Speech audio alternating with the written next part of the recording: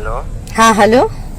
Hello, Yamini Sahu जी बोल रहे हैं? हाँ यामिनी साहू जी बोल रही हूँ भैया। आप कौन? मैं पंडित अनुज कुमार शुक्ला बोल रहा हूँ। कहाँ से बोल रहे हैं भैया? मैं रायपुर से बोल रहा हूँ। अच्छा हाँ भैया बताइए। पोस्टर देखा तो आपको फोन किया था। ये क्या है, मतलब कुछ भी धर्म को ऐसा ऐसा कर रहे तुम, ये गलत बात है ना। ब्राह्मण से क्या करेंगे? देखो मैं भी पंडित हूँ, मैं भी वैदिक पंडित हूँ। ये सब चीज बेकार है ना। अभी हमको पता चला, हम ग्रुप में जुड़े हैं तो हमको पता चला तो आपको कॉल किए हैं। अच्छा। और ये सौरभ राजीव वाले, हम उनको भी कॉल करके अभी बात करेंगे उनसे। बात कर लेते हैं, अभी भी उनका नंबर है हमारे में सेव है, हमारे पहचान के है वो। बात करेंगे। हमको पता नहीं था कि सौरभ मिश्रा जी आपके परायण करता है। ऐसा ऐसा है। तो ये क्या गायत्री परिवार वाले क्या? कौन? हाँ मैं गायत्री परिवार वाली हूँ भैया, गायत्री परिवार से जुड़ी हुई हूँ। ये ठीक है। व्यास पीठ की बात अलग होती है। व्यास पीठ में मात्र वेद व्यास जी महाराज भगवान विष्णु के स्वरूप थे, इसलिए वेद व्यास जी महाराज कहलाते हैं। वहाँ सिर्फ ब्राह्मण को बैठने का अधिकार है। यहाँ तक वैष्णव को अधिकार दिया नहीं गया है। फिर तो बहुत दूर की बात है। वैष्णव को नहीं दिया गया। वैष्णव तो व्यक्ति कर्म से भी तो ब्राह्मण बन सकता है ना भैया? कर्म से ब्राह्मण बन सकता है, लेकिन आपकी शादी हो गई? हाँ जी शादी हो गई है मेरी। फिर और आप वो नहीं कर सकता, आप कथा ही नहीं कर सकते। स्त्री को एक व्यासपीठ में नहीं बैठा जाता, आपको ही पता है। तो आपके समाज भी तो बहुत सारी स्त्रियां बैठती हैं और वेदों का अधिकार तो है भैया। ऋग्वेद के 10वें मंडल में आप देखिए कि महिलाएं भी ऋषिका हैं उसमें। अरे है, लेकिन आप शादीशुदा हो, ये मत भूलिए।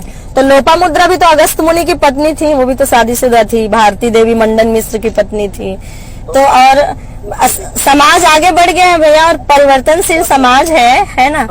और हाँ मैं कर रही हूँ तो ज्ञान ही दे रही हूँ, कोई गलत बात नहीं कर रही हूँ ना, किसी को मैं भड़का नहीं रही हूँ, है ना। सुनो मेरी बात, अच्छी बात है, ज्ञान देना अच्छी बात है, ठीक है, लेकिन व्यासपीठ में बैठ के मत दीजिए ना ज्ञान। वहाँ पे अपमान हो रहा है, वहाँ पे ब्राह्मणों का अपमान हो रहा है। अब 4 लोग देखेंगे तो क्या कर, देखो ये आज कोई भी भागवत करने लग गया, कोई भी कहीं बैठ जाता है, क्या है ना क्या है भाई, स्पष्ट बताया गया है भाई। सूत जी भी पुराणों के वक्ता थे जो कि ब्राह्मण नहीं है। देखो मैं बता रहा हूँ, फर्स्ट बात हो, वेद व्यास जी और सूत जी से अपनी तुलना मत करो। वो कहाँ और हम कहाँ। नहीं तो उनकी तुलना, जाति की बात हो रही है ना भैया।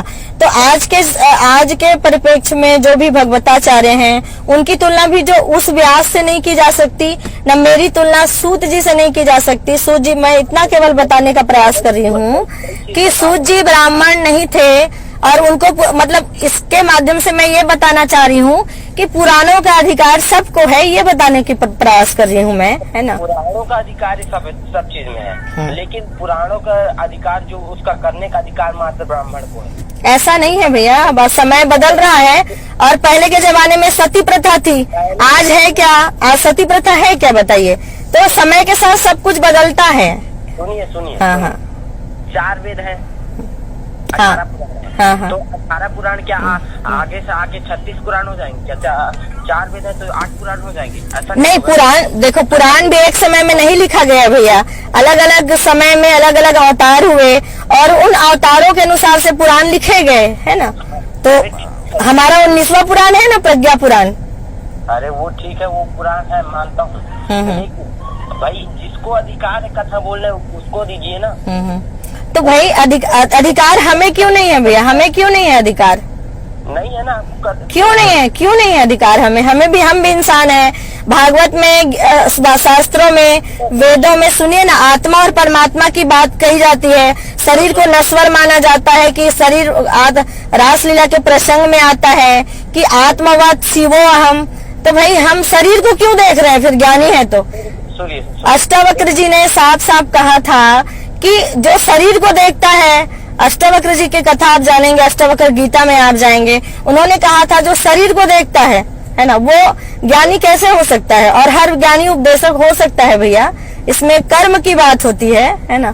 और उसी नाते जैसे मेरे को समझ में आता है तो उसी हिसाब से मैं कर रही हूँ। और इसमें किसी का कहीं भी एक ब्राह्मण के विरोध में एक शब्द ना मैं बोली हूँ ना आगे कभी बोलूंगी मैं, है ना। ऐसा कुछ नहीं है। तो आप लोग भी सहयोग कीजिए, इसमें मेरा विरोध मत कीजिए। अभी एक पंडित जी, रामेश्वर पंडित जी का फोन आया था, वो मेरे लगातार 10-12 पंडितों का फोन आ गया, मेरे को धमकी दे रहे हैं कि आप जहाँ भागवत करोगे आपको मंच से उतारेंगे, आपका अपमान करेंगे शासन प्रशासन की सहायता से। वेद व्यासपीठ में आप नहीं बैठ सकते, एक शूद्र को बैठने की अधिकार नहीं है। और बाबू सूत्र में आता है ब्राह्मण क्षत्रिय मनुष्य जन्मना जायते शूद्र कहा जाता है भैया, है ना। हर व्यक्ति जाति से शूद्र होता है और व्यक्ति को कर्म पहले जो है, इतिहास आप खोल के देखिए, इतिहास में पहले ज्ञान के और के आधार पर उसके कर्मों का चयन होता था, किसी प्रकार की कोई जाति थी नहीं पहले, है ना। जाति ब्राह्मण नहीं है, गलत बात बोल रहे हो। जाति ब्राह्मण नहीं, जाति जो अभी बन रहा है ना वो सरनेम उसको बोलते हैं जाति, जाति बोलते हैं ये जाति है ना कि ये ब्राह्मण क्षत्रिय वैश्य शूद्र ये 4 वर्ण है। ये जाति नहीं है, इसको जाति मत बोलिए आप। हाँ, जाति नहीं बोल रही हूँ मैं, है ना। तो इसको जाति मत बोलिए।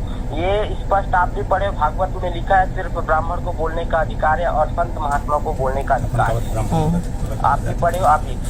मैं आपको ये नहीं बोल रहा हूँ कि आप मत कथा सुनाइए, अच्छी बात है, कथा सुनाना ज्ञान बांटना अच्छी बात है, जिसको पता नहीं जरूरी है ये चीज, लेकिन आप व्यासपीठ में बैठ के मत बांटिए ना भाई।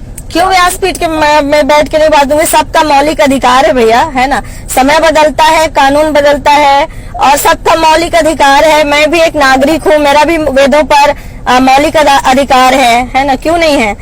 मैं जिस समाज की हूँ, कर्मा माता मेरी आराध्य है, मैं जिस समाज की हूँ, है ना, कर्मा माता, ठीक है, उनको भी एक संत का दर्जा मिला हुआ है।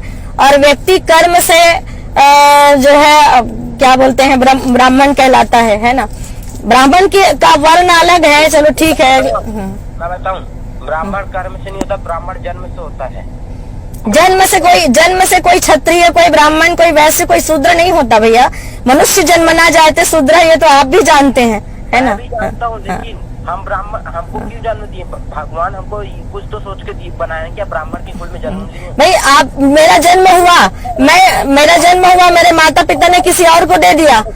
नहीं, मेरा जन्म हुआ, मेरे माता पिता ने मुझे किसी और को दे दिया, ठीक है। फिर बचपन से ही किसी को दे दिया, चलो ब्राह्मण को दे दिया, किसी आश्रम में दे दिया, फिर मेरी जाति का पता चल जाएगा क्या? आज भी मैं अपना नाम छुपा के, अपनी जाति छुपा के अगर मैं लिख लूं तो कहीं मेरे माथे पे नहीं लिखा है कि मैं ब्राह्मण नहीं हूँ, लेकिन ना मैं अपनी जाति छुपाऊंगी भैया, ना मैं मतलब क्यों इतने बड़े व्यास के काम को जो है एक झूठ के आधार पर मैं नहीं करूंगी, है ना। जैसे एक पंडित जी बोल रहे थे, आप शर्मा लिखो अगर आप दीक्षित हो ब्राह्मण से, तो है ना। मैं शुक्ला हूँ, शरीफ वाली ब्राह्मण हूँ मैं, और वैदिक पंडित भी हूँ मैं। राजीव में ही पढ़ा हूँ मैं, और सौरभ को अच्छे से जानता हूँ, सौरभ मिश्रा को अच्छे से। हाँ ठीक है भाई, मैं सौरभ को साफ साफ बोली उनको फोन करके कि सौरभ जी जो है, गाड़ी चलो ना, सौरभ जी आप ठीक है, आप मेरे साथ मत जाइए, आप अपने समाज का विरोध मत कीजिए। और अकेले सुने ना, अकेले सौरभ जी नहीं जा रहे थे मेरे साथ, अभी तो सौरभ जी तो अभी चले हैं, मेरे साथ और बहुत सारे पंडित लोग जा रहे थे, है ना, जिनको जैसे जब समय मिलता है जाते हैं, है ना। तो हाँ, कौन गया उससे हमको मतलब नहीं, हम अभी आपको सौरभ जी हाँ, तो मैं उनको बोली हूँ, आप अपने समाज का विरोध मत कीजिए, हर एक व्यक्ति को अपने समाज का सम्मान करना चाहिए, आप मत जाइए, तो भी मेरा काम रुकेगा नहीं भैया, है ना। मेरे गायत्री परिवार में है बहुत सारे कर्मकांड को, वैदिक मंत्रों को जानने वाले, है ना। तो एक लोहार भी बैठ के आज वैदिक मंत्र बोल रहा है, एक सतनामी भी बैठ के आज वैदिक मंत्र गायत्री परिवार में बोल रहा है, कबीर पंथ में बोल रहा है ना। तो आप किस जमाने में है भैया, है ना।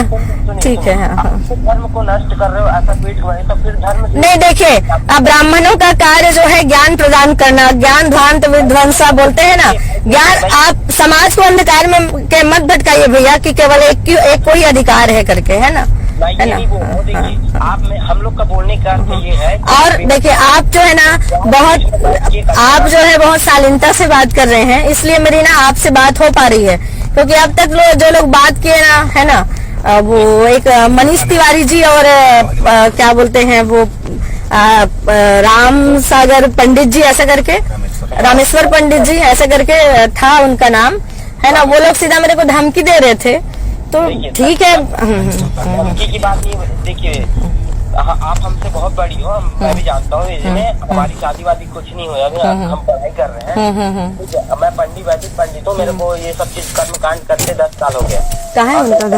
मैं बता रहा हूँ मैं आपको, आप मेरे से बड़ी हो तो आप नहीं देखो, देखिए भैया, मैं भी ब्राह्मणों से सलाह लेके, है ना, कुछ ब्राह्मण हैं जो आपके व्यासपीठ, सुनिए ना, आपके व्यासपीठ में ही ब्राह्मण लोग बोलते हैं कि मतलब कोई भी जिसको ज्ञान है, मैं सलाह लेके सबसे पूछ के और कुछ अपने ज्ञान के आधार पर ही व्यासपीठ में बैठी हूँ, है ना। तो व्यासपीठ में आप शरीर को क्यों देख रहे हैं भैया, है ना? आप जो है भाई, ज्ञानियों के लिए शरीर का क्या महत्व है भाई? देखो, आप बोलते सुनिए ना पंडित जी, अब बात जो है, जितनी बहस करेंगे ज्ञान का और धर्म की चर्चा का कोई अंत नहीं है ना। आप जितना करेंगे उतना उलझेंगे, है ना। आप अपने पक्ष को रखेंगे तो पक्ष मेरे पास भी है, तो इसमें बात जो है, अब मैं तो कर रही हूँ और आगे भी कृपा से मैं करती रहूंगी, है ना। मैं हम नहीं बोल रहे हैं, लेकिन आप जैसे व्यासपीठ में बैठ रहे हो ना, वो चलो ना, उनका घर कहाँ है? लेकिन क्या है, आप व्यासपीठ का अपमान हो रहा है ना। नहीं भैया, ऐसा व्यासपीठ का अपमान ऐसा नहीं हो रहा है, ऐसा बोल के आप लोग भले कर रहे हैं व्यासपीठ का अपमान, है ना, पर मैं नहीं। चलिए ना, मैं एक जगह आई हूँ, आप बाद में लगाइएगा। एक जगह आई हूँ गाँव में मिलने के लिए, तो कुछ काम है तो फिर वहाँ पहुँच गई हूँ, तो लगाती हूँ आपको बाद में फिर, है ना पंडित जी? ठीक है, हाँ ठीक।